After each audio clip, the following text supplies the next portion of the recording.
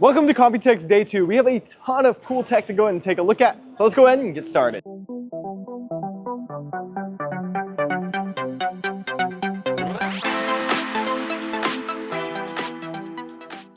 So SSUPD is a kind of sister company to Lee & Lee, and they have some really cool cases as well as some fans I want to go ahead and show you guys. So first up, they have what they're calling their shuttle series, and it's basically a completely rotatable design. And what I absolutely love about it is how open it, at least in this style, they have the configuration. You can get that clear view of your GPU right up front, as well as all your components. It's got a really nice open feeling, and they also have a couple different iterations. This one is basically an inverted layout, and they're really focused on still getting a lot of airflow through your system. So you can fit a 360 millimeter AIO or just fans at the bottom along the back and the top, depending on whatever configuration you lay it out with. You're gonna have that wraparound glass that kind of gives you that super open feel. It's a really cool product and something I'm super interested in.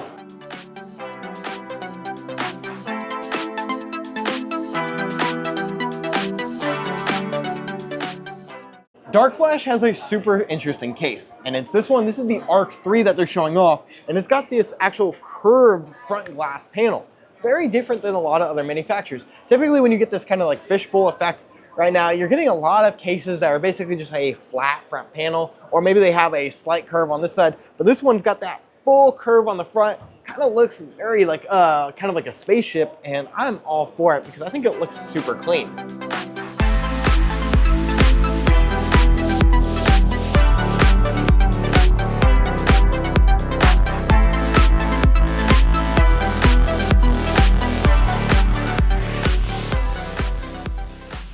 BeQuiet always has some really cool cases, and that's no different here with Computex, as they have two cases in particular that I'm super excited to share with you guys. So it's called their light-based series of cases. They have their 600 and their 900. We'll start with their 900. They're very similar, it's basically a size difference. Basically, what's new about this case is they finally came to like the fishbowl effect. It's very similar to something like the Lee & Lee 011 Dynamic, but they took their own take on it. First off, when it comes to the light-based name, one of the things that they did is they created this light strip that goes all the way around the case on all three sides, giving a nice ambient look to having that RGB after effect. I mean, it's super easy to turn it into like an inverted layout. They can do this with all the models, and how this works is basically they have a quick like disconnect system with their feet, which allow you to basically put it on the top, the bottom, or the sides to put it in this really cool orientation, kind of giving you a way to customize your system after you buy it. So you can buy the case. If you want to change it later, you can absolutely do that. Or if you want to go ahead and kind of make it a new build, it's not all that hard to be able to make that possible. So that's really one of the cool things with the case. One thing that's kind of different between the 900 and the 600 is going to come to the factor of what fans you can fit inside. When it comes to the 900, you're going to be able to fit a 420 millimeter radiator up top, 420 millimeter radiator in the back. You can do a 360, I believe, on both of them for the sides, but for the 600, it's going to be a 360 on the top and bottom. When it comes to just pure fans, if you did want to do 420 millimeters of fans, that's going to be able to fit on that backside of the actual, the 900 series. If we continue on, let's go ahead and look at some coolers, because that's probably the other thing that BeQuiet's probably most known for. They also have their full lineup of the Darkrock 5 tower coolers. So basically, they've had their Pro and Elite coolers out for quite some time now, but they finally added their just normal Darkrock 5. And one of the things that they talked about that was kind of interesting is they were able to get some really good performance in this actual cooler. The only thing is they don't have TDP numbers just yet, so we will have to test it out. However, one thing I did think was kind of cool, because they were talking about inverting layouts, one of the things that you kind of run into is the fact that the actual top plate on these coolers will end up being, the wrong way. You'll have your logo upside down. So basically, you'll be looking at the BeQuiet logo upside down. It doesn't look very good. Well, they have a way for you to go ahead and take it off, pull it off. It's got a magnet on the back. You can change the orientation, snap it into place, and just like that, it's actually going to look good in your case once again. And then the last cooling product that BeQuiet is showing off is their Light Loop 240. So it's going to have those same Light Loop fans that they were just showing off. And basically, this is a kind of an interesting design. So they went the RGB look, but they really went with kind of this like slotted design. It reminds me of almost like a heat sink for the pump top cover. And I think it looks really cool, and it diffuses the RGB in a really nice way, where they kind of were able to show this off in a couple builds. And I definitely think it's going to look super clean in some of these ones, and hopefully I can get my hands on it pretty soon.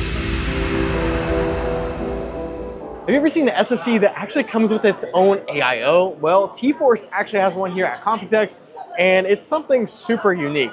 I don't know exactly how much performance gain you're actually going to get out of it, but if it keeps your SSD cool and it kind of looks cool, it may actually be worth it.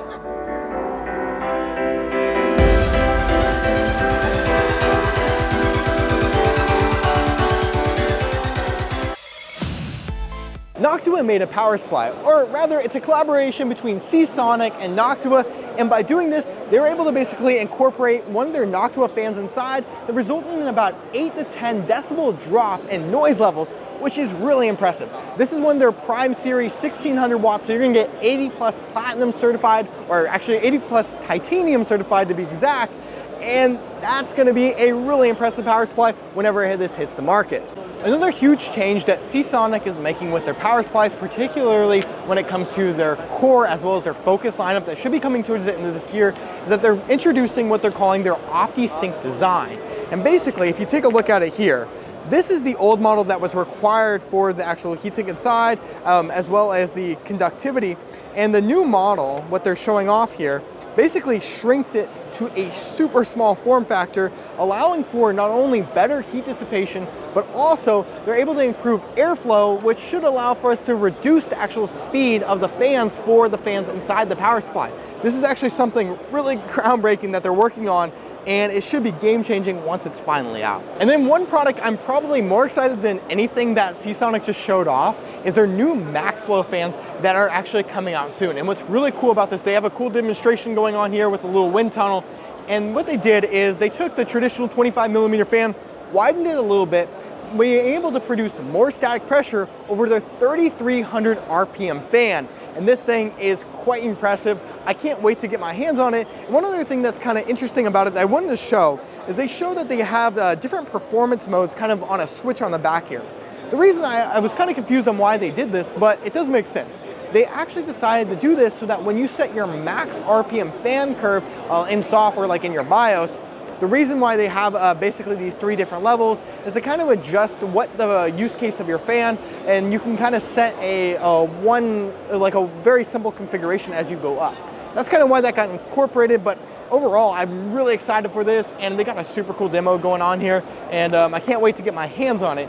And they also have a version in white, which looks super clean, and it's definitely gonna be a really cool product. And I just got up to the 4th floor here at Computex, and let's go ahead and take a look at Thermaltake's booth because they got a lot of cool stuff, I've heard.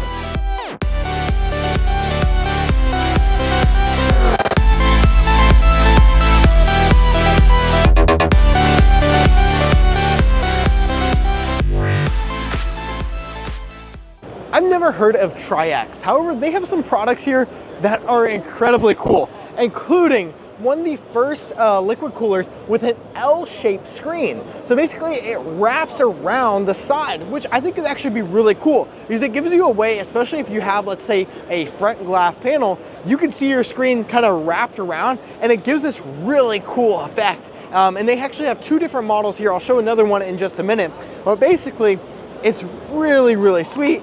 It pops off the little, off the cooler, but they have this basically wrapped screen, and it looks really, really nice. And that thing is super sweet. Have you ever seen a PC case launched with a 15-inch screen? Basically, that's what TRYX is doing here, and this is a really interesting product. Basically, it's a mini ITX case with a full 15-inch panel. They got 2 different versions here. One of them with a basically a non-transparent panel, but what I'm super interested in is this one. This is a fully transparent panel, which means that basically through the graphics that you have playing here, you're not going to get as bright of an image like this one, but you're actually able to see your components through, and it looks super sweet, and I definitely want to get my hands on this as soon as it's available. I've seen other products in the past have screens on them, and it's not the first to do this type of style. To be commercially available, that's really cool.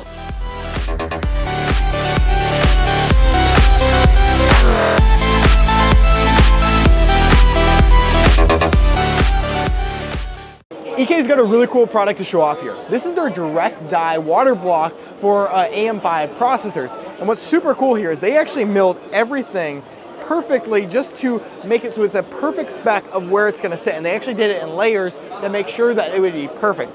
And as a result, they said that compared to the Velocity 2 block, they were able to drop temperatures by about 20 degrees on this 7950X. And after they built that one, they also built one for Intel where they're able to drop temperatures by about 10 degrees Celsius, which is super incredible and something you don't see every day. And that's compared to a really good water block on its own. And just like that, that wraps up our coverage at Computex Day 2. Thank you guys so much for watching. We really appreciate it. If you enjoyed this video, make sure you give it a like, subscribe for more content like this, and we'll see you guys tomorrow.